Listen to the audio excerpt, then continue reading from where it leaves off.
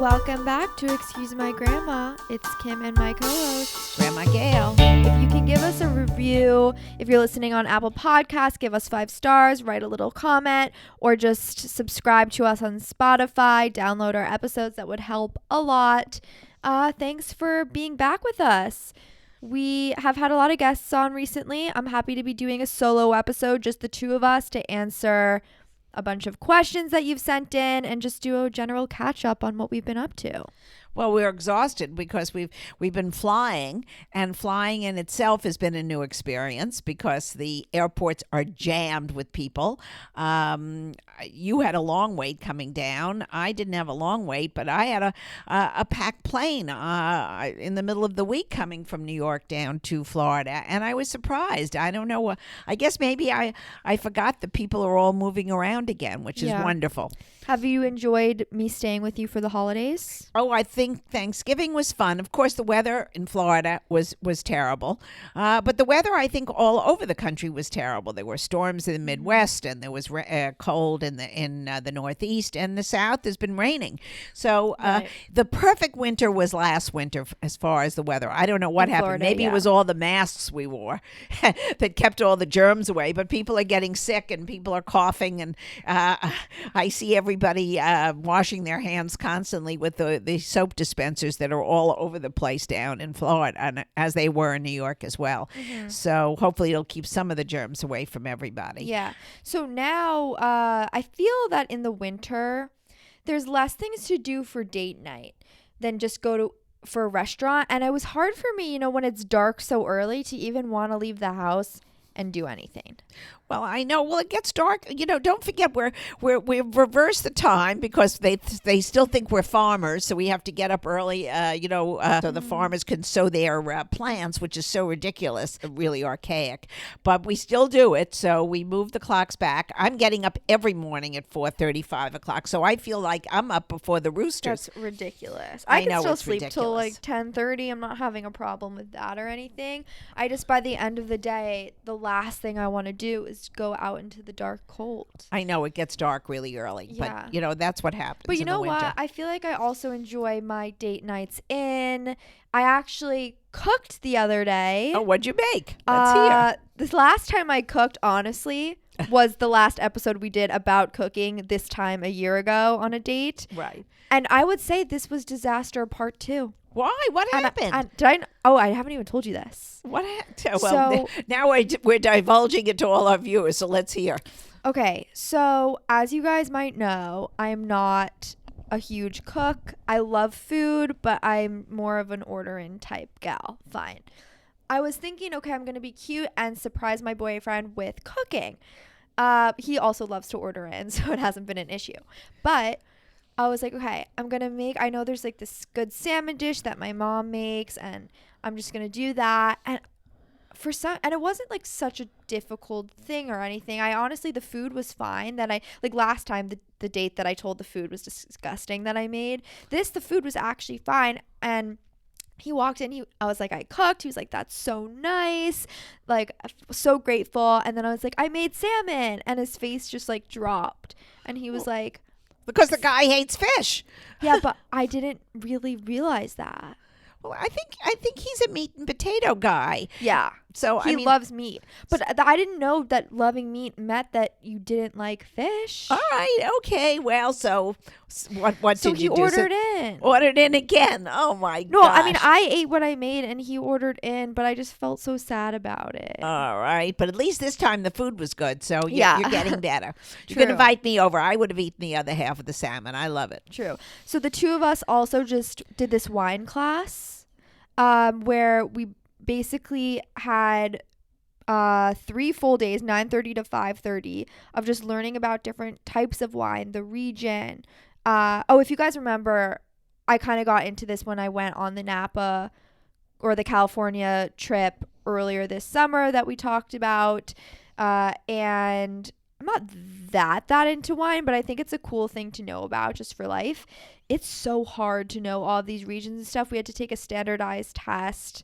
I was surprised that actually they didn't zero in on one region, like either the California. No, because if let's say you're a waiter in a restaurant and you need this certification, you can't only know about one place. No, I understand that, but wine itself is such a major industry today, and so many regions have wonderful wines. I mean, from Australia to Chile to California to all of Europe. I mean, everybody's got a vineyard someplace, so it's really a giant task. I don't know how you learned it all in four sessions.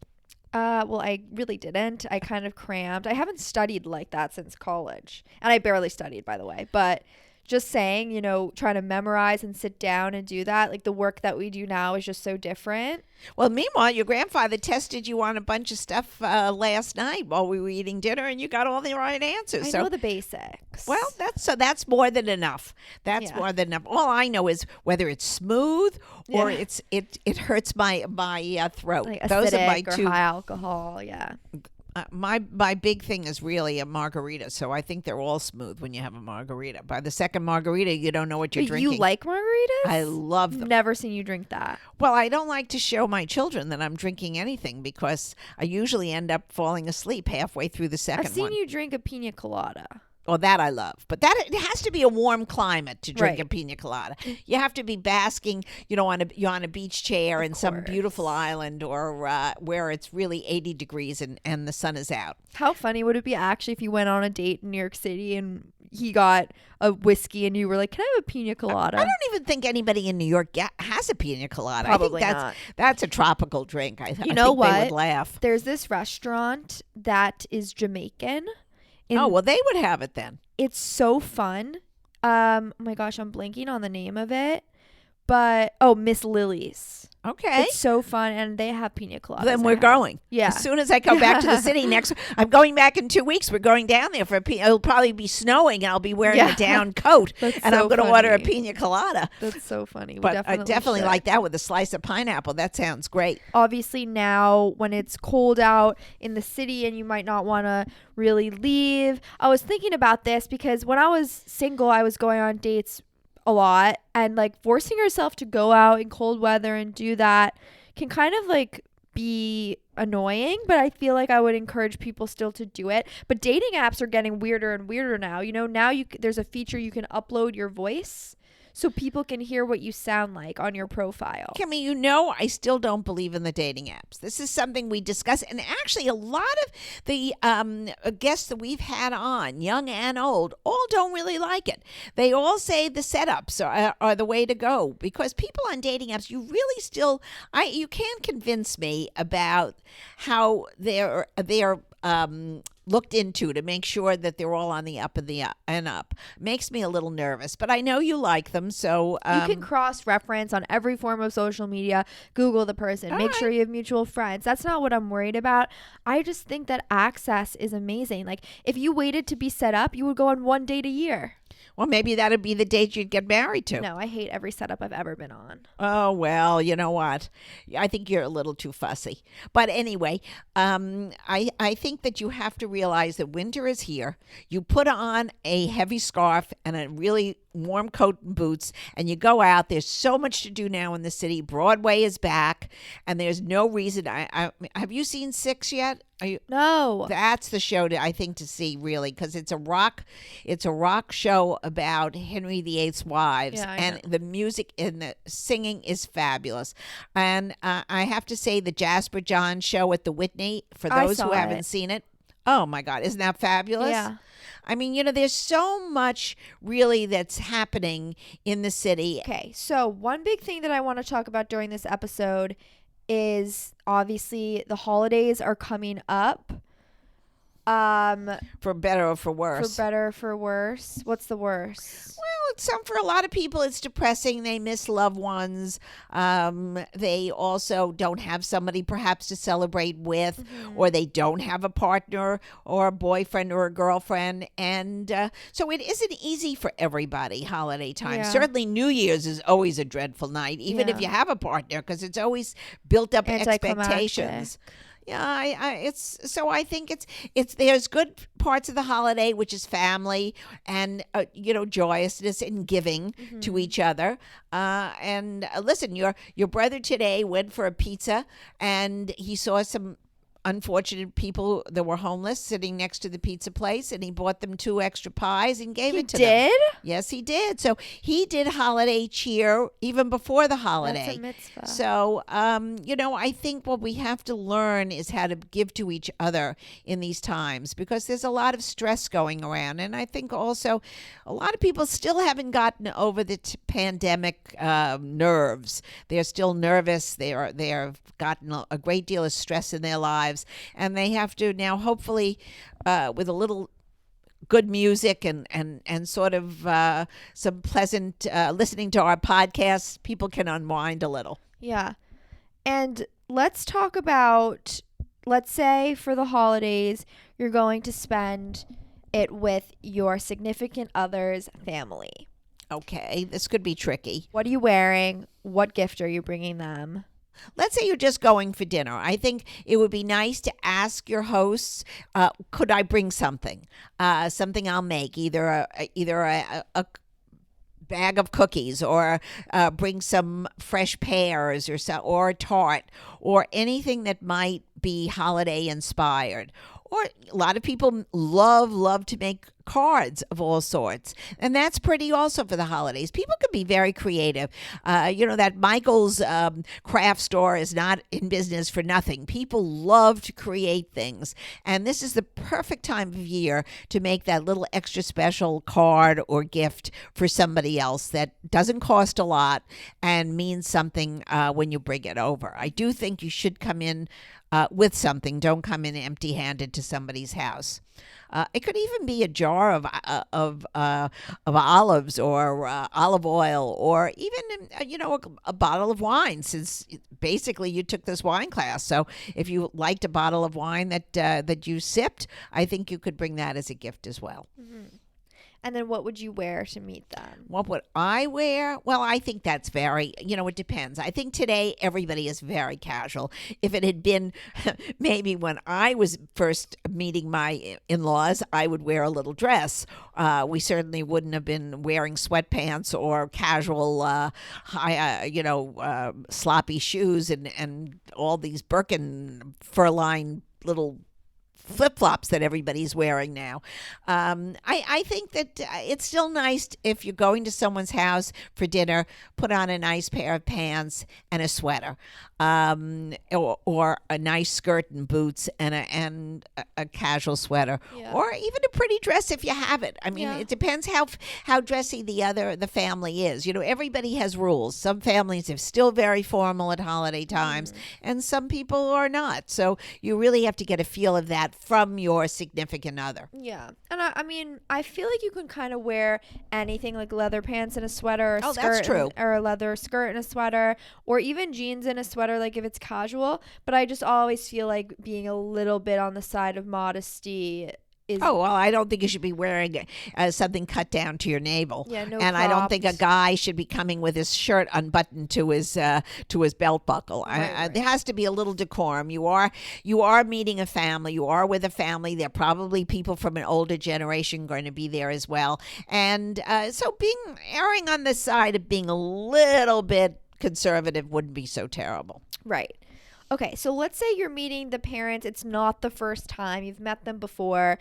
2 questions. 1, do you have to bring a gift? I think if somebody invites you for dinner at their home, then I think a small token is always appropriate. It can be whatever it is, a bag of a little box of candy, anything that you go out and get or that you make yourself. You don't have to, make a fuss about it. But I just think it's a nice thing to do. They are asking you over and going out of their way and extending an invitation. And I think you should take a little effort and bring a little gift. Okay. 2, what if you don't like them? Or do you have any tips on kind of how you can behave? I think if you don't like your future in-laws, or your present in-laws, or even your relatives, your spouse's relatives, I think over the holidays, you should put on a smile and zip up your mouth. I think it's all about being kind to each other and respecting your partner's family. And, they don't have to be your best friends, but I think everybody has to learn how to coexist. Let's flip it. If you're the parents and you don't like the person that your child is dating or married to, is it the same rule? You should Absolutely. zip it? You zip your mouth. If they're in a relationship, now we're talking about relationships. We're not talking about just a casual date. Because certainly if somebody's gone out a couple of times and they bring them home, and whether you like them or not, it's probably not going to matter. They probably won't be around in another couple of months. Well, that's not true. What if it's, a relationship and you've been dating for a year and you bring them home? They could end up being the person you marry. A year is a long time in anybody's life. That's a different story. Then it's the same thing. You either have to voice your opinions prior to the holiday time to your child or whoever the person is that your relative, and say, I'm not happy with this young man or young woman, but because I love you, we're certainly going to be respectful, and there'll be no controversy during the weekend or the evening that you're together. But I think all those things should be discussed prior to going to somebody's home. You don't want to make anybody feel uncomfortable, especially around the holiday time. That's not fair. Mm-hmm. And if you are really not liking each other, then don't go. Don't accept the invitation if you can't be polite. Right. Okay, so do you want to give people some gift ideas to give their person they're dating? You know what? It depends on what he likes. If I was dating somebody really a long time and I knew he was into sports, maybe I would get him tickets to some game that he might like or enjoy. Or maybe a, what do you call those? T-shirts. Not T-shirts, but they've got the numbers. Jersey? The jerseys. Like a giant jersey. No men wear jerseys. Oh, I think they do on Sunday when they're hanging around watching football for 8 hours a day. Maybe. I don't date guys who like football, so I don't know. Well, you don't have to do that, but I think a lot of girls do date guys that enjoy football on Sunday. I think I don't know. I think any kind of food. All guys. I don't think a food is enough for a gift. Well, I don't think it's about the price. I think it's about what you do with what you give. I think if you make somebody a chocolate cake with icing. I don't know. I always keep a list in my phone for like people that I'm close to or that I'm dating of things that they like, and like then gift ideas. And so then when I'm in this situation, like I know off the top of my head some things that would work, but I still end up being like, oh, it's so hard. There's so much pressure on a gift. Well, somebody always needs gloves. That's not true. Gloves? I haven't worn gloves since high school. You don't wear gloves in the freezing cold weather? No. Oh, I wear gloves all the time. So, if anybody gives you gloves, you can always give them to me because we have the same hand size. Okay. I know my husband loves books, and he loves the James Patterson books. So every year, since James Patterson must have 4,000 different titles, I buy different books that he comes out with, or Tom Clancy comes out with books. That's cute. They are always, they're authors that people like, and I think that's always fun because people enjoy them. Yeah. Or if you're a foodie, I feel like a food tour. That would be really fun. That Murray's downtown in New York has the best cheese. Shop. Oh, I love that one. And they do classes there. So that's also fun to give somebody a lesson in how the cheeses pair with the wines, with the olive oil. I mean, all those things are great fun. Yeah, that is actually cool. You know what? I think, Kimmy, it's just a thought. Mm-hmm. I don't think it's ever the monetary amount. I think it's the thought you put in, and if you put enough thought in, the gift will be well received. So, should we get into questions? That's it. All right, good. Any advice for someone who's never dated anyone before at all? Go see a shrink. I think if you've never dated anybody in all the time from being a teenager on, and then you finally, I don't know when they met somebody that they now want to date, I think you have some kind of issues, and you have to think about that and maybe talk to a parent or talk to a close friend and find out why you're hesitating to have a relationship. I don't know. I would just rip the Band-Aid off and go on a date. Well, maybe they can't. Some people can't. It reminds me of that Sheldon from Right. Big Bang. Exactly. Some people have issues that they just can't have a personal relationship of any sort. So I think that needs to be talked about with somebody who's either a professional or a close family friend. And if it's just from being shy and being young, then eventually you'll grow out of it, and perhaps in your 20s you'll find the right person and you'll want to go out on a date and pursue a relationship. Yeah. And if you want to go out on a date and you're just nervous about like what will I say or whatever, I think you just like no one's good at something the first time they do things. It's all about practice. So Correct. I wouldn't put that high pressure expectation on yourself. And don't worry about it because the other person is just as nervous. Yes. Okay. Someone said, I'm raising 2 boys, 14 and 16. What advice do you have for parents trying to raise gentlemen in this day and age? Well, that all starts at home, and that's a very good question. I think gentlemen and women who have respect for their male counterparts all see it from their families, and if respect is at the home, then the children will see it as well. I still think it's nice to open a car door for a lady if you're going out on a date. I think it's still nice for a woman to say thank you if someone pays for dinner for them. I think basic etiquette still is very important, but you know what? It's raising people today is very difficult because they see so many mixed messages on the screen and on their phones. So try the best you can, and that's all you can do. Was it easier finding real love back in the day? Back in what day? Your day. The prehistoric times. I don't think it's ever easy to find true love. I think people, it was simpler because we didn't have distractions from the phone and perhaps from so many different. We didn't analyze our relationships to the extent that the young people do today because we just didn't think about it, and we also believed in younger marriages and younger relationships. People in their late 20s were considered old maids, or the guys weren't ever going to get married. So it was a very different social norms in the 50s and 60s and certainly 40s. But love is love. And if you're going to find it, you'll find it no matter what generation you're in. And sometimes there's more than one love. You don't have to be in love only once in your life. So don't be sad if a love goes away, and there'll always be another one. Maybe not the same type, but they will definitely come about. Yes. I've been in love 455 times. So. Well, I don't know if that's love.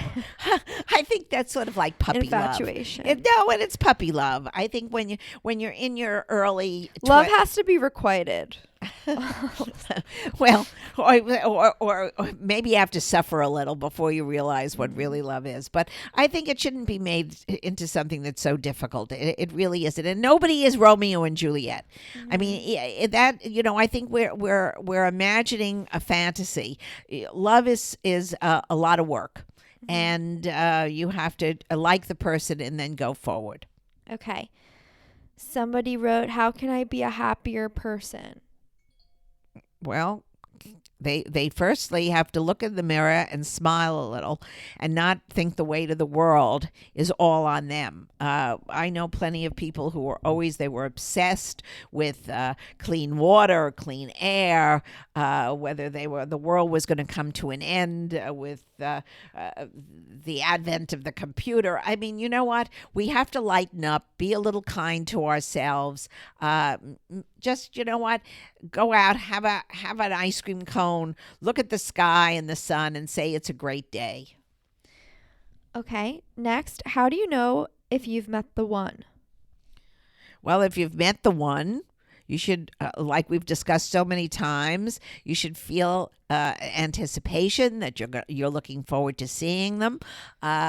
I don't think there's such thing though as the one, as we just said. Well, I think there are multiple the ones. Well, there could be multiple of the ones, but not all at one time. So I think if you're enjoying your relationship with somebody and you really have a deep like and you have a sexual relationship with them that you feel is wonderful and you're willing to build a relationship, that's the one for right now.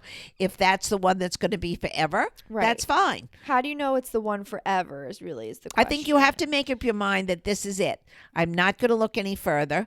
This is where I want to be, and I'm going to make a commitment, and it has to be reciprocal. Both people have to want the same thing. If one wants a relationship that's going to be forever and the other wants to go out and see other people or is busy with his career or her career, then it's not going to be the one. So then you're going to have, somebody's going to end up crying. So you have to sort of gauge it. You've got to see if you're all on the same path. And that's difficult. It's not easy, but everybody does it. I mean, it's been happening since Adam met Eve. You make a commitment and you stick with it, and hopefully you've made the right commitment. If you made the wrong commitment, you get divorced.